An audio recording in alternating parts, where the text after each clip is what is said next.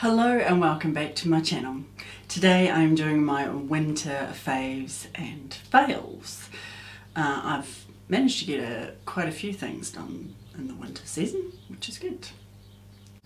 First up, I'm going to talk about the Dear Dahlia lip Paradise Dream Velvet Lip Mousse mini set. It was in this little box. And it was a set of 6, yeah.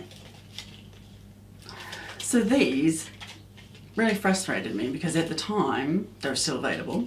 Now they're not. You can't even buy them mini. So my thoughts on it were, I didn't really like the colour range. I think it wasn't, there wasn't enough variety. A lot of the colours end up looking the same. One good thing was they lasted nicely, they wore off nicely, but they just, yeah, I had a couple of colours that I used, and even in saying that, they're so tiny, like they're little bottles, and like 2 or 3, not even that, about a couple of wears and you're done. It's not, I mean, yeah, I get it, it's a trial size, you know, it's just something to try, you know, as such, but I found that quite annoying. I would have liked that third time to just get a good feel for how, you know, my thoughts on it. So anyway, that one is unavailable anymore, so I'm not really going to say much more about it. Had any of them been available, I still don't think I would have got the full size. Anyway, that's my thoughts on the Dear Dahlia Lip Mousse set. Next up is a favourite. This one I've really enjoyed. So this was the Milani, what do they call this? Is it just a baked powder blush? Thank you. Baked powder blush, and mine was in the shade Berry Amore. This is it here.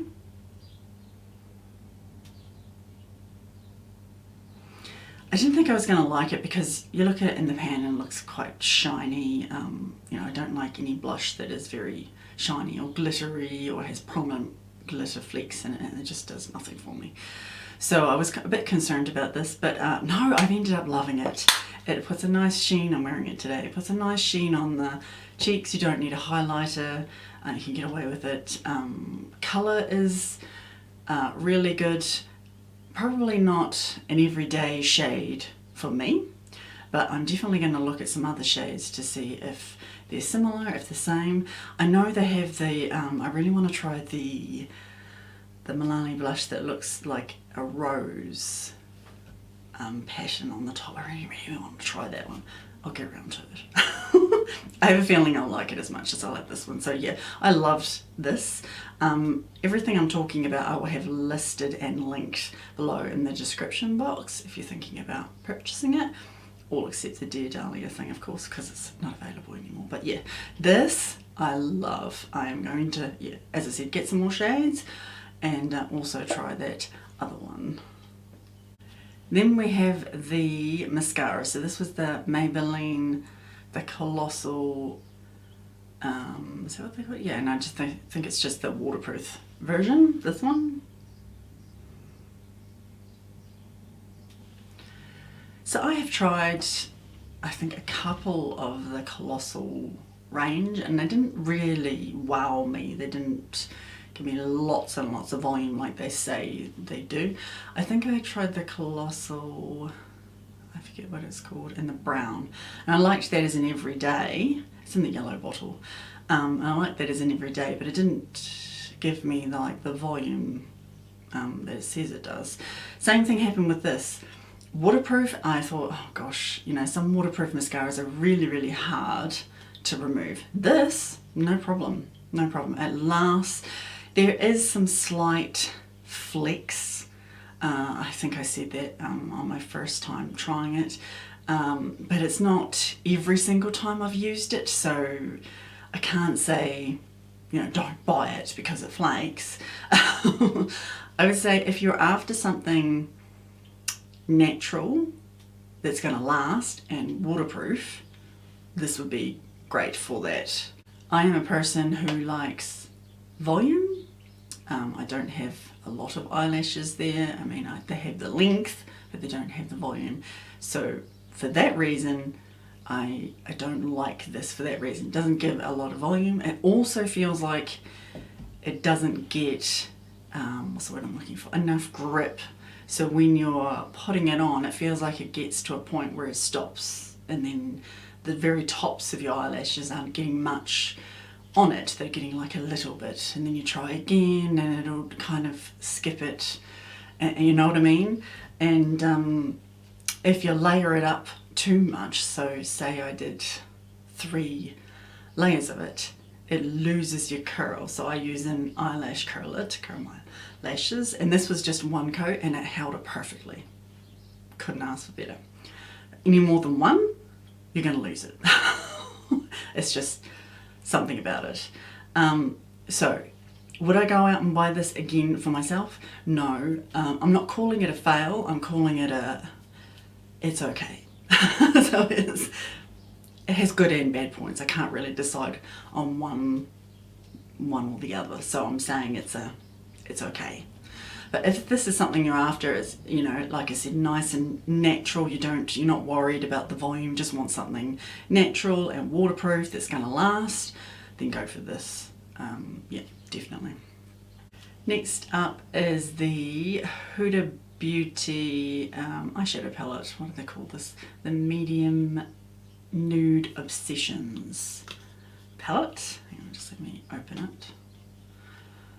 So I like a few things about this. It's sturdy for one, and this is really nice. This is a nice kind of leather topper, big mirror. It's lasting, it lasts really, really well. When I first tried it, I thought, oh, this is great, you know, it suits me, I'm gonna love this. Yeah, I like it. I wouldn't say it's a favourite, but I wouldn't say it's a fail. I have a few of those this time. This is it's okay. If I needed something specifically for autumn, then yes, I would go with this. The colours are well suited to that. You know, it's your oranges, your browns, your golds, you know, all those kind of colours. They look pink in the pan, but they're not actually that pink. They're more orange based. Okay, for me, any orange copper, they just do not suit me. They can make me look unwell. So it's very hard to find that kind of shade that doesn't do that.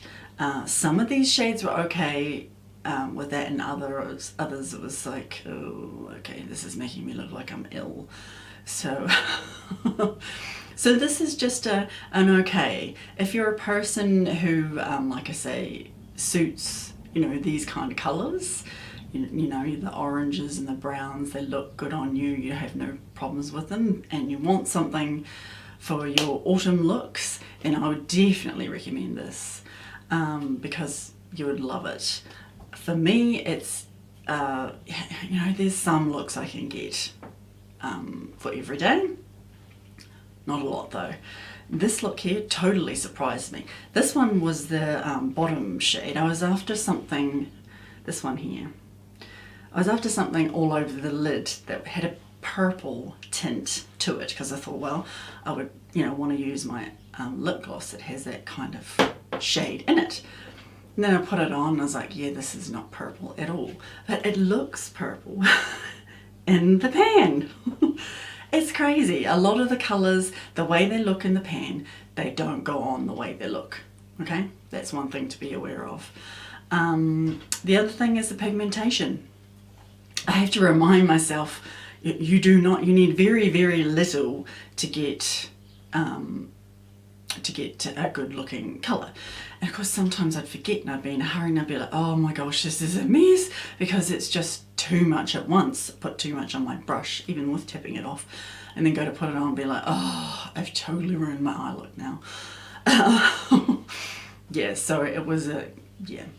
So I had some good days, some bad days with it. I probably wouldn't go out and buy it again. However, I would be interested in the other shade. I think there was the 3 eyeshadow palettes for this one. I can't remember. I think there was just a cool, a warm and a deep, yeah, from memory.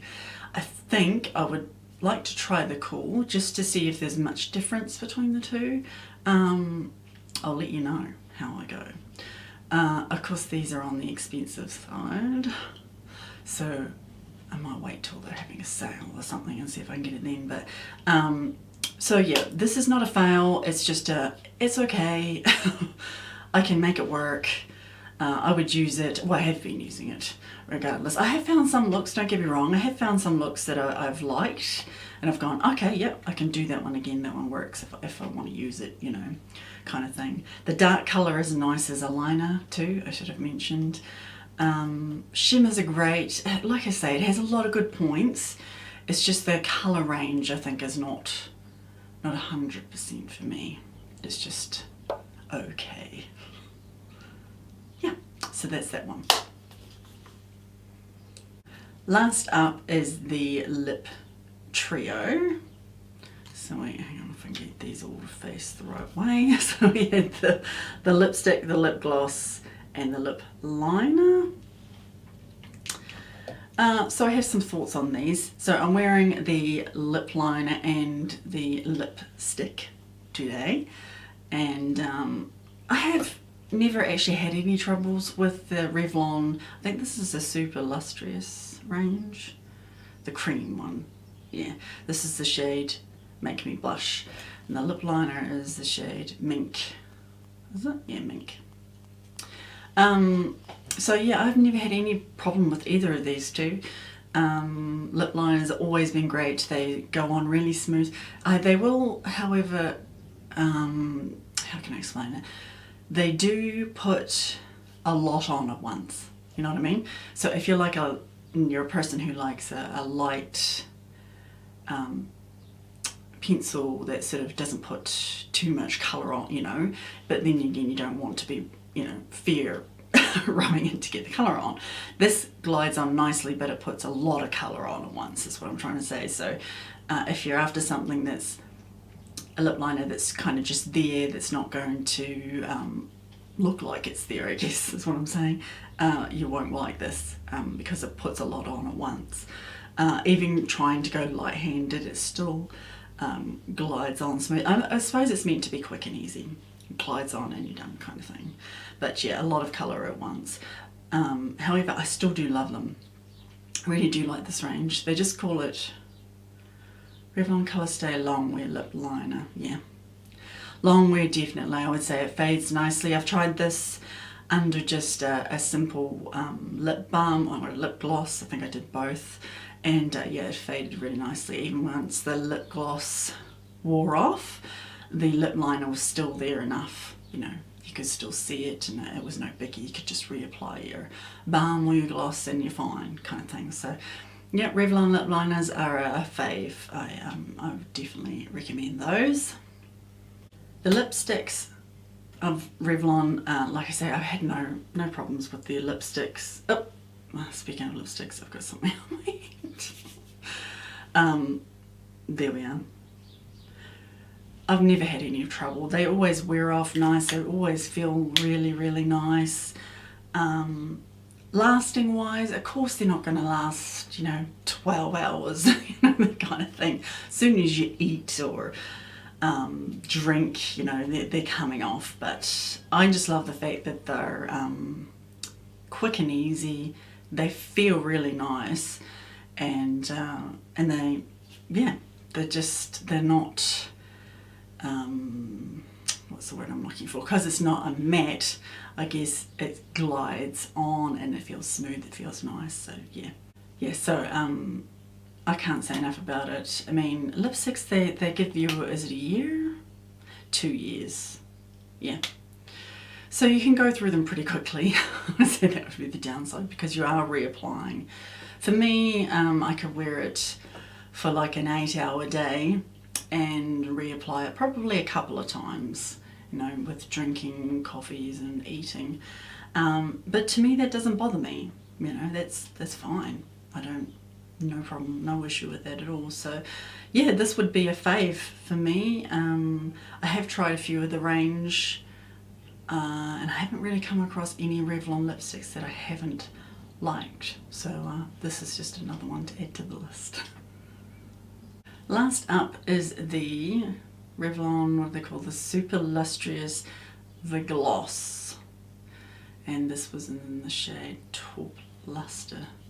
Did I say what this lipstick was? It's a Make Me Blush, yeah. So this does not pair well with the lipstick. I haven't tried it with another Revlon type of lipstick because I don't have any, I don't think, at the moment.